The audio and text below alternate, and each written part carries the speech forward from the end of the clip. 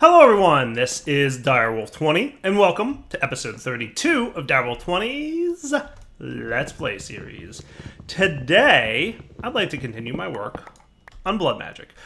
We started working on blood magic last episode, and we got ourselves the second tier of Tardic Gem, and we've also got ourselves a Hellfire Forge. We made ourselves some travel anchors from Ender.io, and we made ourselves a nifty little area for our blood altar and some of the magic to be done.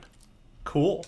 So this will be our blood magic area. This is where we're going to do a lot of our blood magic-y work. A bunch of cool stuff planned for down here. I'm going to keep my Hellfire Forge and probably even my oak chest with my little Tardic gem there, which is going to eventually be upgraded. And we're going to do probably some more with blood magic today. So I think one of the first things I'm going to want to do is pop back to my house and start filling up the blood altar with some life essence. That sounds like a good plan. Now, there's two ways to generate life essence in blood magic. The first way is through self-sacrifice. And with that, you're going to be using a Sacrificial Dagger. You can see this right here. And what it does is it pretty much damages the player, takes away 1 heart of health, and will allow the player to fill up the life altar, which we're going to probably go with for the early game. This is usually the best way to start. The other method you could do is the Dagger of Sacrifice. Okay, this guy is going to allow you to kill creatures like zombies, like peaceful and hostile, right? Creatures can be killed at the altar, and it will drain their life essence. Pretty cool.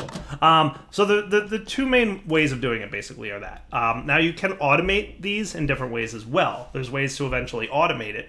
In my opinion, the best way to automate the altar is killing hostile entities, which we'll probably get to later down the line in the mod. However, the best way to start, in my opinion, is usually self-sacrifice, because you can set up a nifty little area that will help boost your self-sacrifice abilities. So, with all that in mind, we're going to get started with the self-sacrifice method using the Sacrificial Dagger. Nice. Easy peasy to make, and we've got it. That's all there is.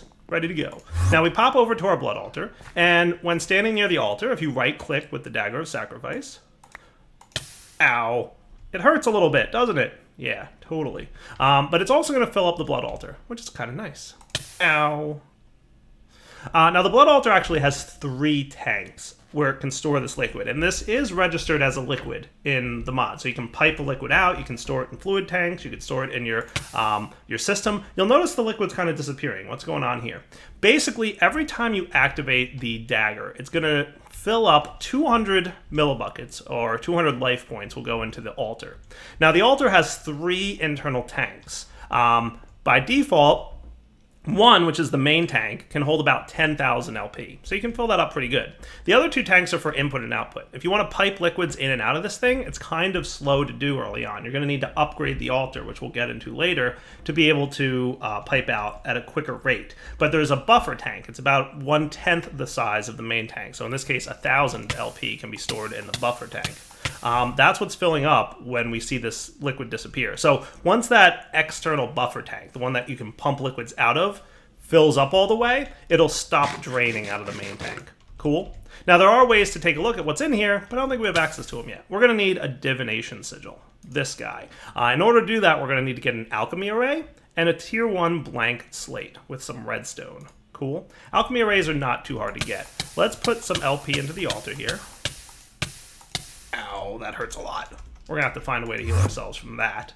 And then we're going to teleport back to the base, eat some food, and make ourselves some ashes. So Arcane Ashes are a Hellfire Forge recipe that require no will, so that's nice. We're going to need redstone, bone meal, coal, and gunpowder, right? So gunpowder, check. Redstone, check. Coal, check. And bone meal, check.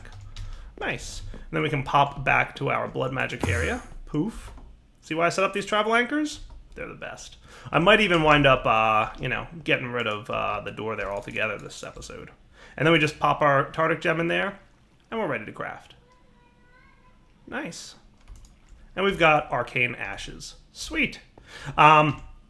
Now, the other thing we're going to need to do to craft this is get a piece of redstone, and we saw that rune, right? So in order to get the sigil, and there are many sigils that have all kinds of nifty different abilities. We're going to need redstone, and we're going to need a blank slate. Blank slates are easy. in a tier 1 altar with 1000 LP in it, meaning I've right-clicked 5 times with that dagger, it will convert a piece of stone into a blank slate. So let's go ahead and check that out. I'm going to make sure I've got plenty of LP in there. Should really close the door, shouldn't I? At some point soon. And just right-click a piece of stone. You'll see red particle effects. This indicates that the crafting is in process, which is pretty neat. The crafting process will take a little bit, and again, we can upgrade the speed of the crafting process eventually, and it'll, poof, turn into the blank slate. Now, if there's not enough LP in the altar, it'll start draining, it'll start crafting, and then it'll run out of life essence, and then the crafting process will start to go backwards. So you'll probably wind up using more LP to do the final craft if you're automating this. So your best bet for when automating it is to make sure that you have enough LP on the altar to do the full and final craft before you put the item in. Just keep that in mind. Let's poof back to our house, take a nap, because nighttime is scary in the world of Minecraft. And then we're going to do some Arcane Ash Crafting. Cool? So it's pretty easy. All we need is a piece of redstone. Cool? And we can make ourselves the sigil. The sigil, of the Divination Sigil, that is. Hey, what's up, buddy? I'll take some will. Thanks. You can give me some will, too, if you want. Appreciate it. Nice. It's pretty useful. So, to craft with the Alchemy Array, we've got our Arcane Ashes. You can use these 20 times before you have to craft a new set. Take a look at the recipe, and there's a bunch of different recipes for these. By the way, you can hit U on the Arcane Ashes to see all the different recipe combinations. Quite a lot, right? So you place down the item on the left first, which is redstone, and then you place the item to be infused, the blank slate, and this will get us a Divination Sigil. So, redstone first, and you'll notice the shape and pattern changes. Then we place our blank slate on there, and the crafting process will begin. Hooray!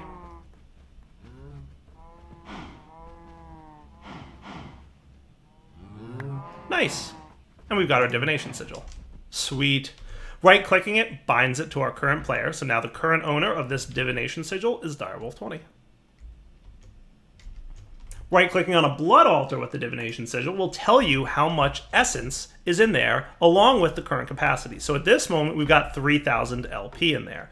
And remember, if we want to craft with it, you just right-click with a piece of stone. There's other crafting components as well. And you'll notice the LP draining, and every time you right-click on the altar, you'll see that LP drain. Costs about 1000 LP to convert that stone, so once we get down to about 2000 left, we've got our blank slate. Nice. And remember, I also said that right-clicking with the Sacrificial Dagger, ow, fills it up by about 200 a time. And there's boosts and modifiers that we can do to this Blood Altar. You'll notice it's currently tier 1. This is a giant multi-block structure, and we're going to eventually expand it to where it has a lot more storage capabilities, and we'll get more LP every time we do the right-click with the dagger, and all that other cool stuff, right? Ow. I should do something about probably 2 things. Food and regeneration would be a nice little trick to have. But considering you regenerate health pretty quickly, I don't know that we need to worry so much about having regeneration. We'll see. Eating. Nice.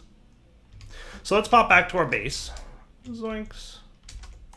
Still haven't figured out why I don't have access to home from here, but something we'll just have to keep an eye on. I did not want to put my remote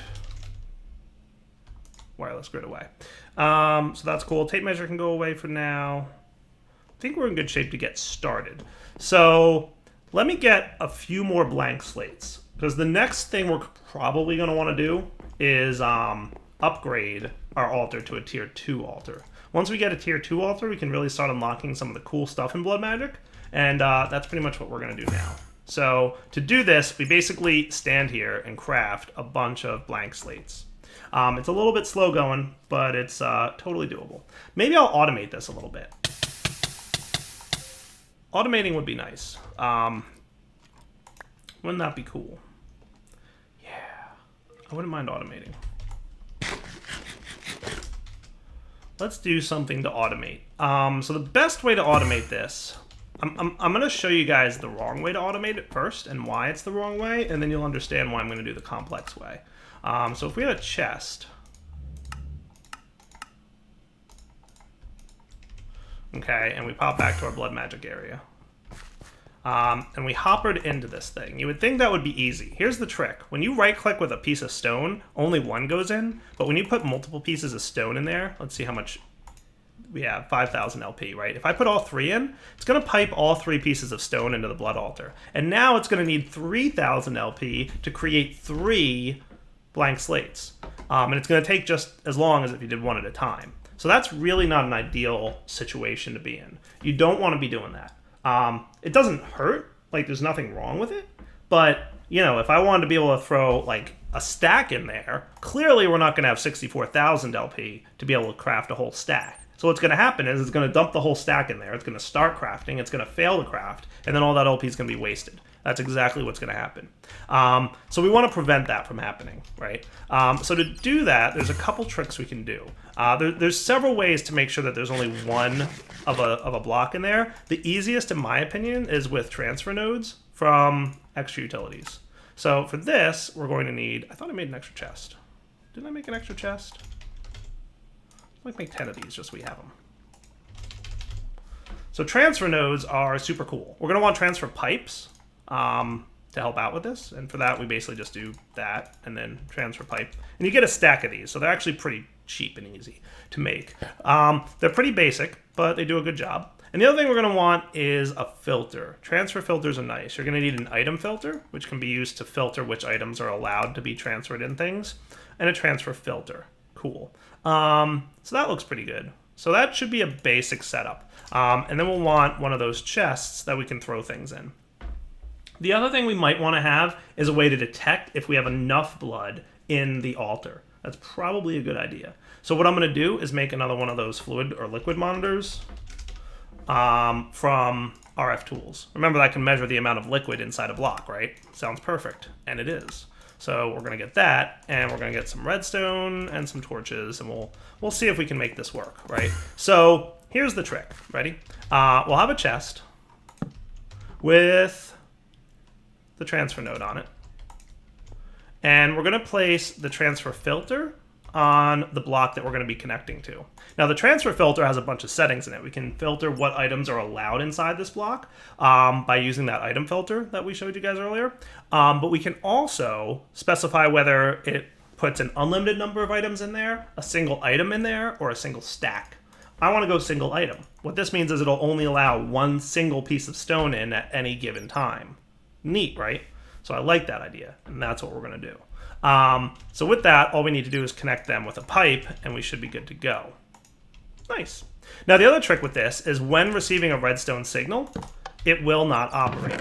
Okay, so I can throw all the stone in there that I want. It's not going to pipe the stone out of the chest into the blood altar until the redstone signal is turned off. Once the redstone signal is off, it'll transfer one piece of stone into the blood altar, and only one.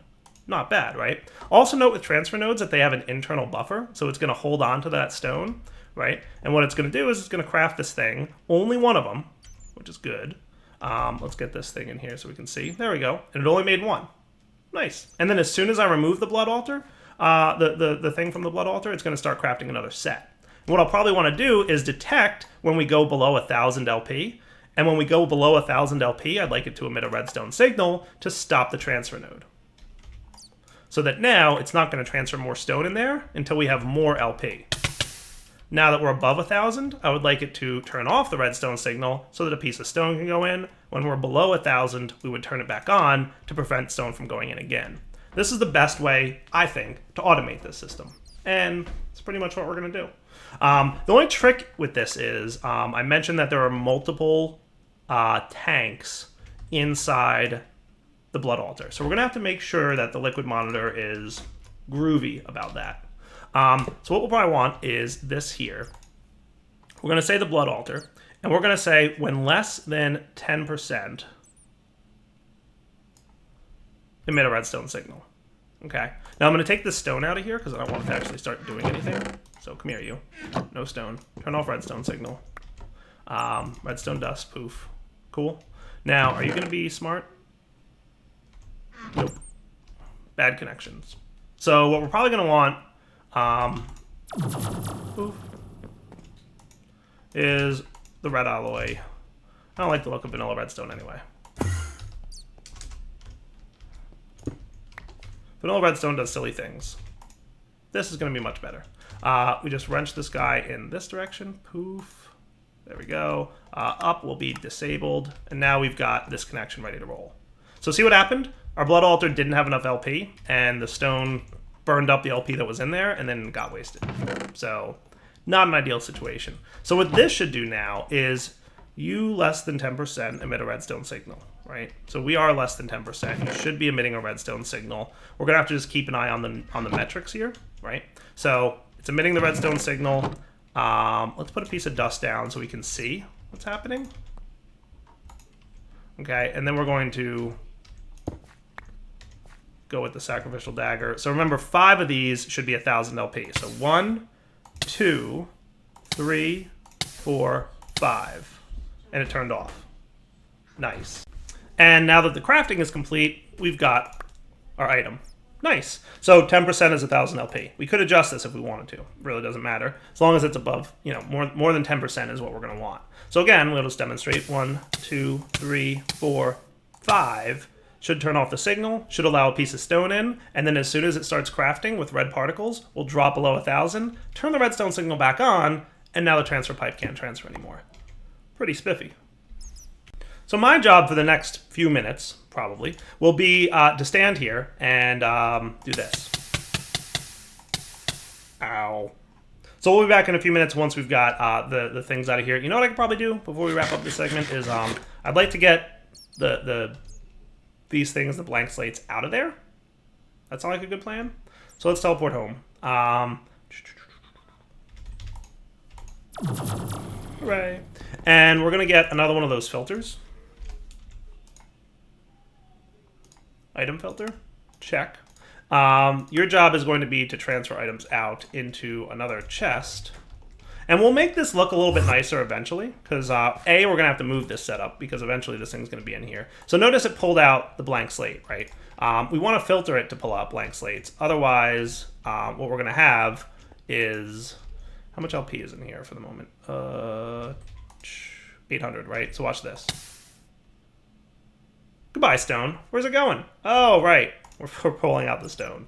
Whoops. So let's filter this, so that the only thing you're allowed to pull out is blank slates. So whitelist, match MBT, match meta, ignore our dictionary. Cool. We put the filter in the filter slot. Now it's no longer allowed to pull out stone. It's only allowed to pull out, you guessed it, a blank slate. And we'll pop this into a chest over here with a pipe so it has somewhere to go. And now, once the blank slate crafting is done, it'll automatically pull it out. And presuming that there's enough LP in the altar, it would continue to craft. Nice. All right, so back here in a moment, once I've gotten, probably going to want a decent number of these blank slates, and since it's pretty well automated now, the only holdup is me, you know, hitting right click and regenerating my health. So every now and then we might want to craft manually at this, so I'm adding a lever that will automatically keep this thing on at all times, and we'll probably, you know, manage that. It could either go here or in the front, I guess, maybe. That would be a little bit easier to access. And with that, we can now craft things manually. So thus far, I've managed to get myself about 23 blank slates, which is cool. And you'll notice now with the lever on, it's not going to throw stuff in there, even if I have enough. Nice. So one of the first things I'd like to get that'll be useful for me is to figure out what I do with my, there it is, sigil. Nice, 3,000 LP, perfect. So I'm gonna throw a diamond in there. And this is gonna get me one of the first tools that's gonna be useful for me in Blood Magic. It requires, I wanna say, 2,000 LP to craft this, so it's gonna be a moment. We're gonna make ourselves the orb, the very first of the orbs. So if you take a look in JEI here, you'll see there are several tiers of them. We're making the weak Blood Orb. This is the first tier of Blood Orb. Every item in crafting with blood magic on the blood altar is going to require a certain tier level. Tier 1 is the tier level we're at now, and you can tell the tier level by right-clicking with the Divination Sigil. Cool. Anything beyond a couple basic items is going to require a higher tier. So for example, a tier 2 orb requires a tier 2 altar, and a tier 3 orb is going to require a tier 3 altar, etc., etc. And you can see that in JEI listed here. And it's also going to require significantly more amounts of LP, like 80,000 to get the top tier orb. To upgrade your blood altar, it's a multi-block structure. And hey, I just got my orb. Nice. Hooray. Right-click it once to bind it to yourself. There's two places where life, magic, or essence can be stored. One is in the altar, which we've already seen here by right-clicking with the sigil. We're storing 1,000 LP. Each player in the game also has their own life essence network, their own magical network that is bound to them. You can right-click the sigil in your hand to see how much you have. Because I just right-clicked the weak Blood Orb once, I got 200 LP. Right-clicking it again will again steal some health and give me another 200 LP. Another option for this is placing the orb directly on the altar. What's going to happen is purple particle effects will spill out, and it'll fill up your blood network for you using the LP that's in the altar. So we can see LP being drained out of the altar and into the player's life essence network. Neat. So I've got my own little network of life essence, and this is what I can use to do some of the magic and use some of the cool and powerful items that are available in blood magic. Eventually, obviously, this thing will run out. And once that happens, you know, no more life essence for me, which is fine. So obviously a couple ways we could go about doing some of the things we're going to want to do. Now that I've got 1600 LP in there, I'm going to drop a book into the altar, which is going to give me another nifty little item. So by throwing a book in there, we get access to this guy, the Inspectorus Scandalum. You can set which tier you want to build, and from there you can kind of right-click on an altar to see where you need to build things. Now, you need to build under the altar, typically. So if I remove the blocks under the altar here, we should, I think, be able to see... There we go. Nice. So put some ghost blocks around there to show you where you need to place things. So you basically need to build some runes. If we take a look at runes in JEI, we'll see there are many types. The basic blank rune doesn't do anything, but it does help to boost up the level of the altar. So in order to get this guy up to the appropriate level, we need 8 runes, kind of surrounding the base here. Cool. If we wanted tier 3 or 4 or 5 or 6, we would need a lot more. Now, if you want to, you can also modify the attributes of the altar by placing different runes into place. So the speed rune, for example, will speed up crafting. So it'll use LP faster and it'll craft faster. The rune of self-sacrifice, for example, which requires a tier 2 reinforced slate, which is made in a tier 2 altar from a blank slate. This guy is pretty nice because it basically gives you more LP every time you right-click with the Dagger of Sacrifice, which will speed up your LP production. Definitely something you might want. But for now, let's just get ourselves a tier 2 altar. So for us to do that, let's pop over to home and set up a little bit of crafting. So we're going to want blank runes, right? We're going to need a weak Blood Orb, and we're going to need some blank slates, and we're going to need some stone. Ta-da! Now I've got my weak Blood Orb. Neat. And we can make one. We're going to need 8 of these. So let's get a bunch of stone crafted up. So let's see. Stone, stone, stone, stone, stone.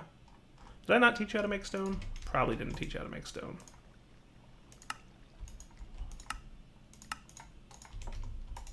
Pop down here, the basic crafter, which is this one.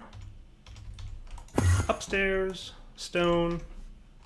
Now we can make 256. Does that sound good? So it gets started crafting.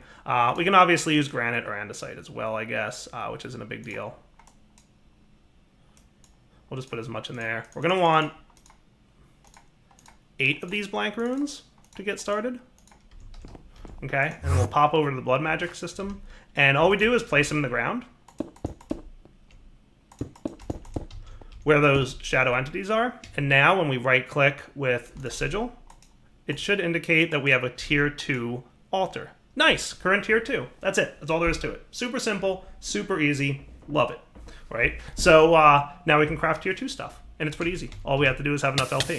So let's make sure that we have enough LP in there. Nice. Now I might want to bump this up. Like, let's slide this up to 30.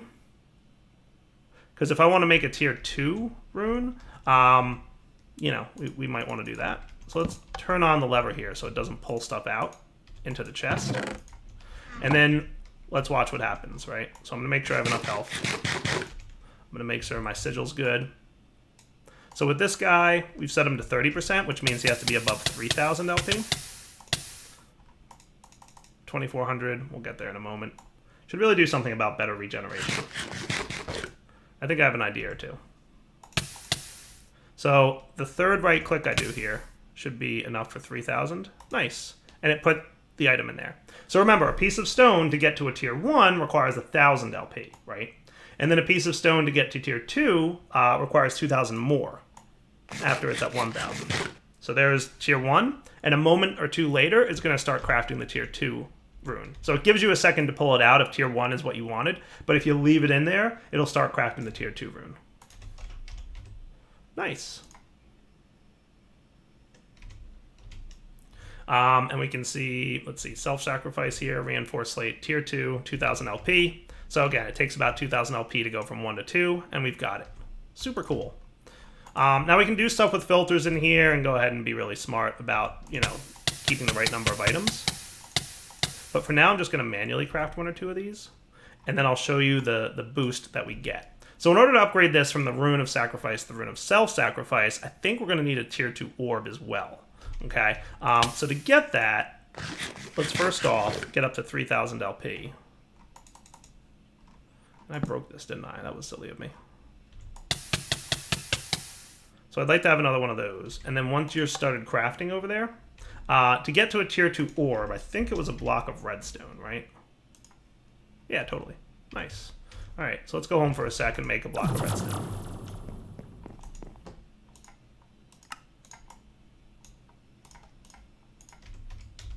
Back to the blood magic area. This guy's still crafting. Nice. We'll eat some food. Get out our sigil. And we're good. Nice. So there's your second orb. So let's get our tier 2 orb. So to take a look, we'll see we need 5000 LP in order for this to work. So I'm going to go ahead and self-sacrifice my way all the way up to the amount of LP I need. So that's 3000. And I think that should be around 5000. Nice. So we throw our block of redstone in there, and we'll start making the tier 2 orb. Remember, it takes a little while, so we'll be back in a minute. And ta-da! A tier 2 orb. Nice. That's cool. So this thing works just like the tier 1, except it can be used in more recipes. Okay? So it's basically a gate to better recipes. One of the things we can totally use it for. So at this point, you can throw away your weak blood orb. Also, by upgrading these, you have better access to the amount of LP you can store. When you're using a weak blood orb, you can only store a certain amount of LP in your personal soul network. When you use an apprentice blood orb, you can store even more. I forget the numbers exactly, but it's like significantly improved. Let's just put it that way.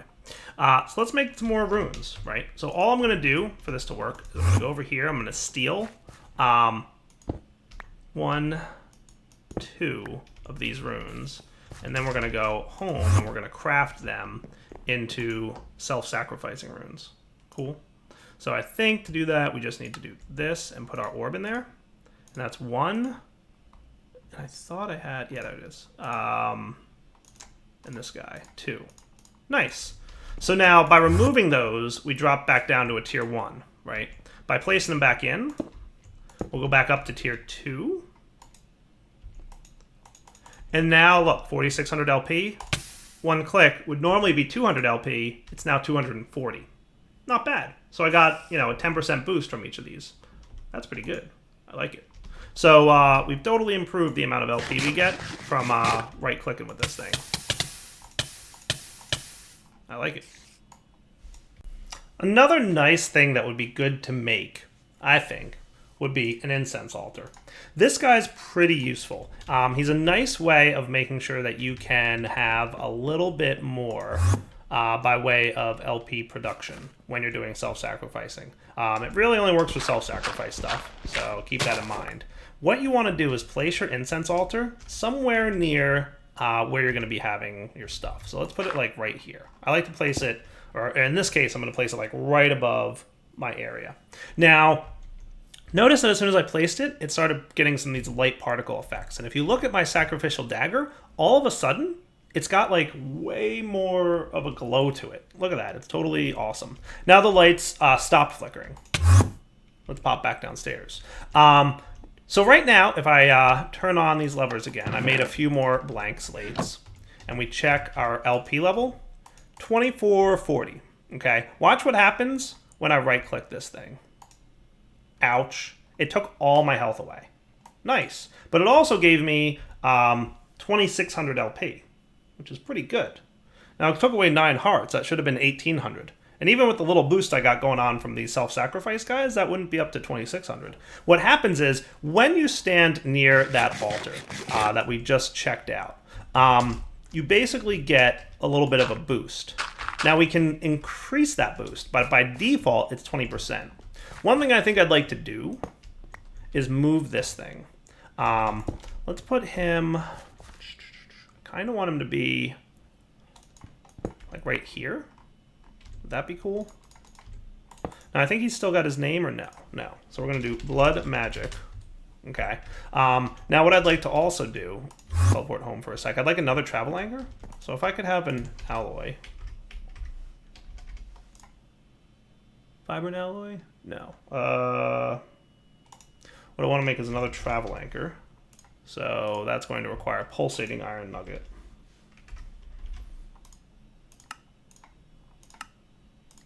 Cool. So that should craft pretty quickly. We're also going to want some binder stuff. So let's get 4 of those.